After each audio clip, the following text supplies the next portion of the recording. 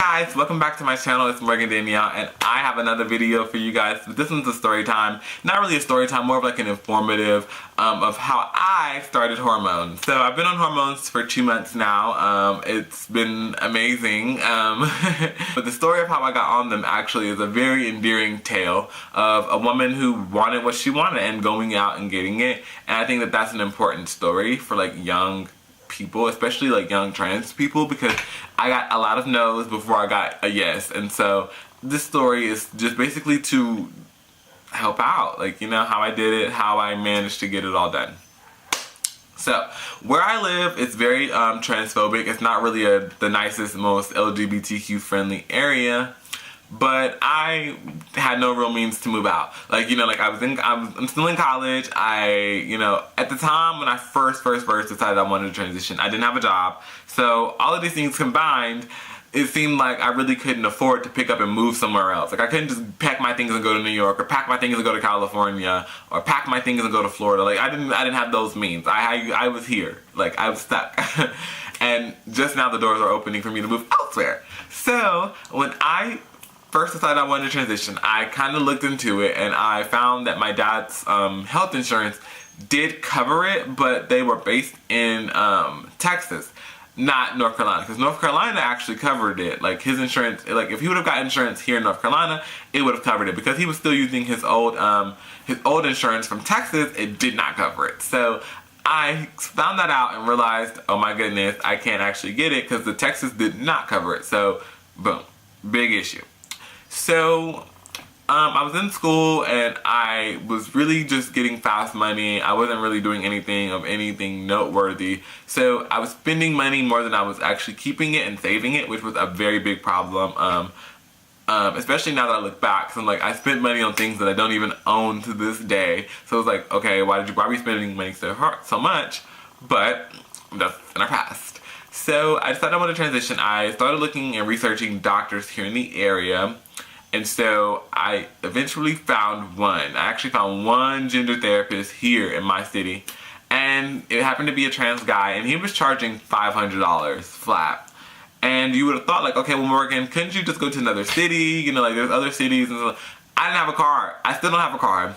You know, if y'all want to donate me a car, then donate me a car. But honey, if you don't have a car, it's like, it's really hard to do these kind of things. So I didn't have a car.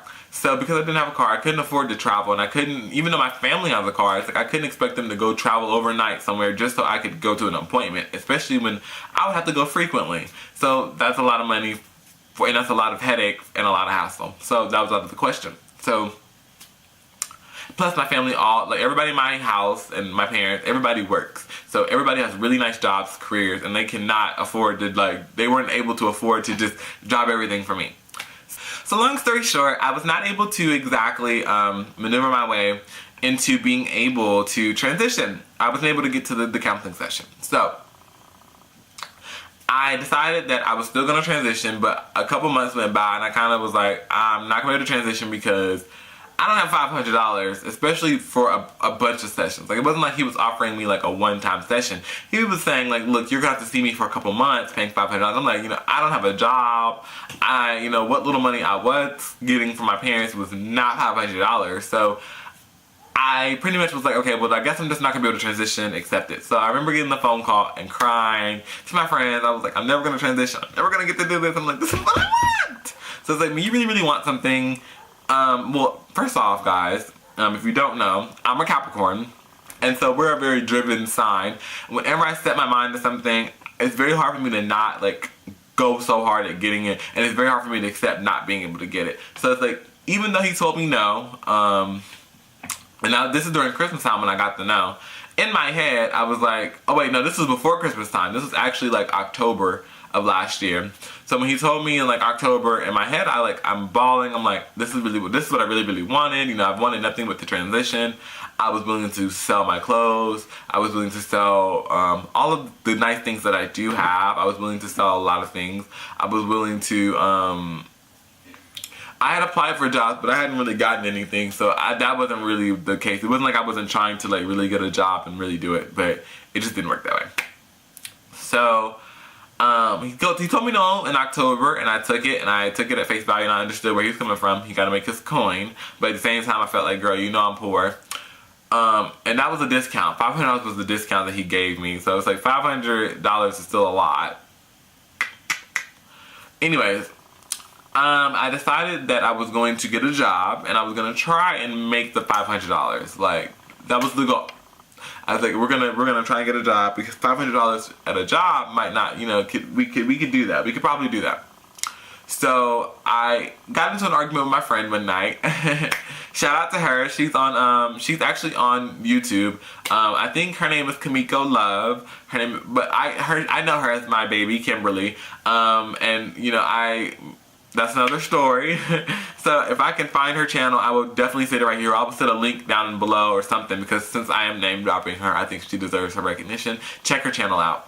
But me and her got into an argument. We had got into a little rift, and I went home that night and applied for a job, and I was not expecting to get the job. I wasn't really gonna actually like go hard at getting the job, but eventually I actually got a call back. So they actually emailed me and told me they were having interviews. They actually had scheduled me an interview, and they wanted me to come in.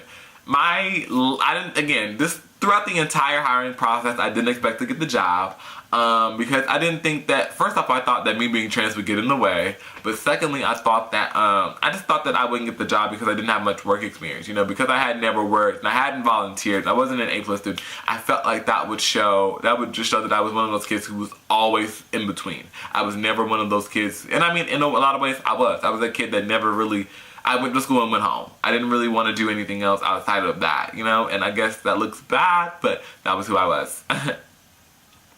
So, I eventually made it all the way through the hiring process and actually got hired, which was perfect. And they were completely fine with my identity as a trans woman. So that was fine. That was perfect. So that meant I wasn't going to have to go through any changes with, you know, people calling me by the name Morgan, people, you know, being respectful. So that's great. I love my job. So I started working that job, and they paid very well. Like, I was making above minimum wage, which was perfect, especially for that to be my first job and for it to be an entry-level job. I was making some moolah. So, but unfortunately, I had never had that much money coming in. So because of that, I had a habit to spend it. And that was very bad decision making on my part. Don't be like me. And I'm telling this story only because I want people to always aspire to be better than me. You know, don't make the mistakes I made. Always know that, you know, what I went through was what I went through, and I would rather you as my subscribers, as my, you know, supporters, as my friends, my family, to always do better than me, because my life story is a book of trial and error.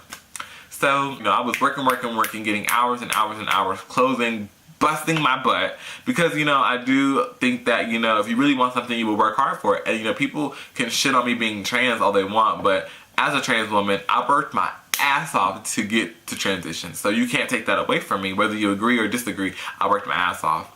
So I was working. So I could not seem to come up with the money because of bills and things of that nature. So eventually it kind of got to a point where I was like, I need to look into an alternative.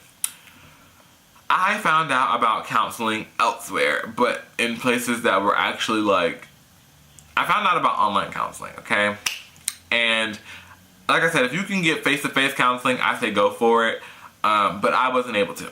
So I ended up actually getting in on, I went through some online counseling sessions with gender therapists in New York. And that's kind of, and we did it via Skype, FaceTime, and I had to pay. I was charged, but I was charged way less, like something much more affordable, so I could actually afford my bills and also, you know, get these sessions. So I did that for a very long time, and then I eventually went and got my letter of recommendation, and I sent that off to my endocrinologist, and from then on, it was like I've been transitioning. Now, I'm not telling this story to make it seem easy, because it wasn't easy. You have to keep in mind that I wanted to transition for about 2 years, and it was just in this third year that I was able to actually finance it and get to the place where I could actually do it. So I'm not by any means trying to trivialize or make it seem like, you know, it's so easy and make it so, you know, you just do it. Like, no. What I'm saying is that it's the drive I had. It was the fact that I wouldn't take no for an answer. It was the fact that I wouldn't, you know, so many people said no. So many people charged me more than I thought I deserved to be charged. and I still managed to get here to this day. And you know, I mean, YouTube's a very, I would say that YouTube helped me to develop this mentality, because I don't know if you guys ever take, like, people who watch my videos, if you've ever taken a look at, like, the comment section, people are rude as fuck to me, and I don't know what it is. Like, I mean, they say things like, well, you look like a man, yada, yada. Like, I mean, that's fine, that's your opinion, you're free to say what you want to say, you're free to feel how you want to feel. Don't get me wrong, I feel like we're all grown-ass adults, like, nothing you can say can really hurt my feelings, but that's what drove me. Like, people always having so much to say, so many people always chiming in on their opinion.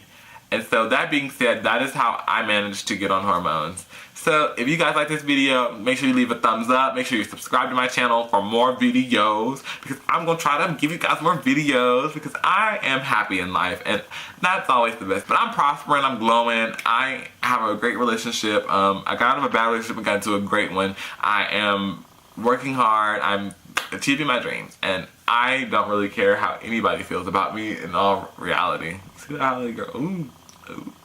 But in my next, I'll see you guys in my next video. Bye, love. Smooches.